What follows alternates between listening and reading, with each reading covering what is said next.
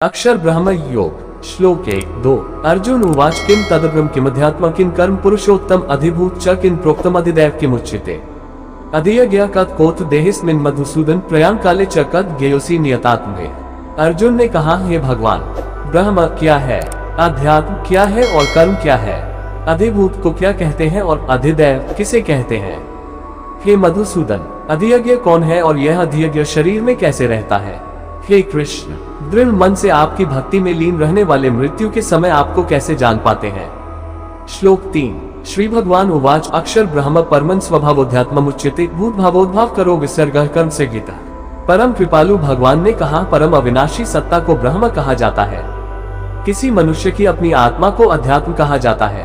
प्राणियों के दैहिक व्यक्तित्व से संबंधित कर्मों और उनकी विकास प्रक्रिया को कर्म या साकाम कर्म कहा जाता है। श्लोक 4 अधिभूत क्षरो भाव पुरुषश्चाधिदेवतम अधियज्ञो में वात देहे देहभूता हुआ। हे देहधारियों में श्रेष्ठ, भौतिक अभिव्यक्ति जो निरंतर परिवर्तित होती रहती है उसे अधिभूत कहते हैं। भगवान का विश्व रूप जो इस सृष्टि में देवताओं पर भी शासन करता है उसे अधिदैव कहते हैं। सभी प्राणियों के हृदय में स्थित मैं परमात्मा अधियज्ञ या सभी यज्ञों का स्वामी कहलाता हूँ। श्लोक 5 अंतकाले च मामेव स्मरण मुक्त्वा कलिव्रम यह प्रयाति समुद्भाव याति नास्त्यत्र संशय। वे जो शरीर त्यागते समय मेरा स्मरण करते हैं वे मेरे पास आएंगे, इस संबंध में निश्चित रूप से कोई संदेह नहीं है। श्लोक 6 यम यम वापि स्मरण भाव त्यजत्यन्ते कलिव्रम तम तमेवैति कौन्तेय सदा तद्भाव भावितः। हे कुंती पुत्र, मृत्यु के समय शरीर छोड़ते हुए मनुष्य जिसका स्मरण करता है वह उसी गति को प्राप्त होता है क्योंकि वह सदैव ऐसे चिंतन में लीन रहता है।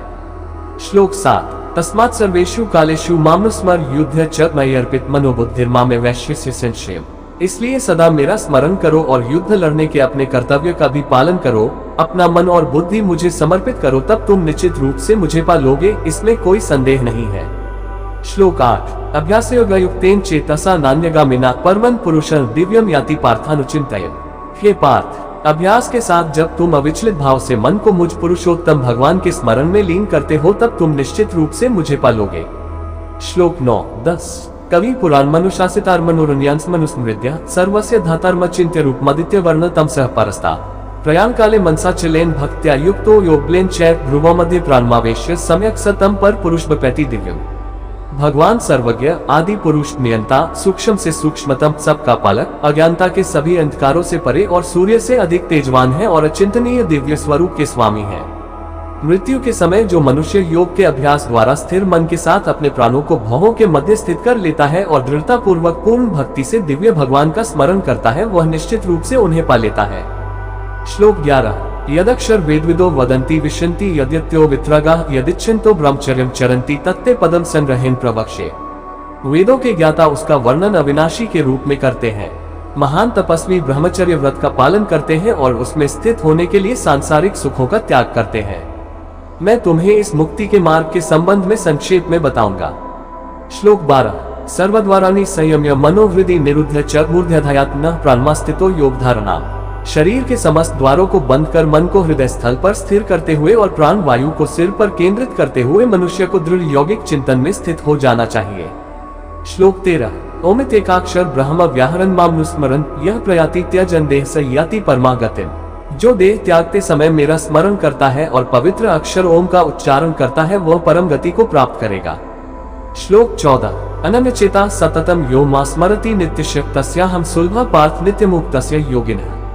हे पार्थ, जो योगी अनन्य भक्ति भाव से सदैव मेरा चिंतन करते हैं उनके लिए मैं सरलता से सुलभ रहता हूँ क्योंकि वे निरंतर मेरी भक्ति में तल्लीन रहते हैं।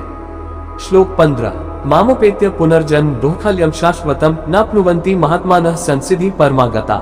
मुझे प्राप्त कर महान आत्माएं फिर कभी इस संसार में पुनः जन्म नहीं लेती जो अनित्य और दुखों से भरा है क्योंकि वे पूर्ण सिद्धि प्राप्त कर चुकी होती है। श्लोक 16 अब्रह्म भुवनालोका पुनरावर्तिनोर्जुन मामोपेत्य तू कौन्तेय पुनर्जन्म न विद्यते। हे अर्जुन, इस भौतिक सृष्टि के सभी लोकों में ब्रह्मा के उच्च लोक तक तुम्हें पुनर्जन्म प्राप्त होगा।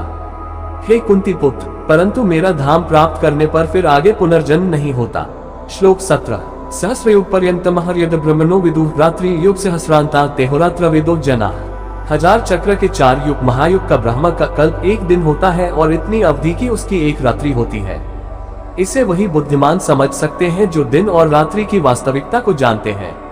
श्लोक 18 अव्यक्ताद्व्यक्तयः सर्वाः प्रभवन्त्यः राग्मे रात्र्याग्मे प्रलीयन्ते तत्रैवाव्यक्तस्य। ब्रह्मा के दिन के शुभारंभ पर सभी जीव अव्यक्त अवस्था से व्यक्त होते हैं और रात्रि होने पर पुनः सभी जीव अव्यक्त अवस्था में लीन हो जाते हैं। श्लोक 19 भूतग्रामः स एवायं भूत्वा भूत्वा प्रलीयते रात्र्याग्मे वशः पार्थ प्रभवत्यः राग्मे। ब्रह्मा के दिन के आगमन के साथ असंख्य जीव पुनः जन्म लेते हैं और ब्रह्मांडीय रात्रि के आने पर अगले ब्रह्मांडीय दिवस के आगमन पर स्वतः पुनः प्रकट होने के लिए विलीन हो जाते हैं। श्लोक 20 परस्तस्मात्तु भावोऽन्यो व्यक्तो व्यक्तात्स्नात्नः यः स सर्वेषु भूतेषु नश्यत्सु न विनश्यति। व्यक्त और अव्यक्त सृष्टि से परे अन्य अव्यक्त शाश्वत आयाम है। जब सब कुछ विनष्ट हो जाता है किंतु उसकी सत्ता का विनाश नहीं होता। श्लोक 21 अव्यक्तोक्षर इत्युक्तस्तमाहुः परमा गतिम यम प्राप्य न निवर्तन्ते तद्धाम परमन्माम। यह अव्यक्त आयाम परम गंतव्य है और इस पर पहुंचकर फिर कोई नश्वर संसार में लौटकर नहीं आता। यह मेरा परम धाम है। श्लोक 22 पुरुषः स परः पार्थ भक्त्या लभ्यस्त्वनन्यया यस्यान्तः स्थानि भूतानि येन सर्वमिदं तत्। परमेश्वर का दिव्य व्यक्तित्व सभी सत्ताओं से परे है। यद्यपि वह सर्वव्यापक है और सभी प्राणी उसके भीतर रहते हैं तथापि उसे केवल भक्ति द्वारा ही जाना जा सकता है।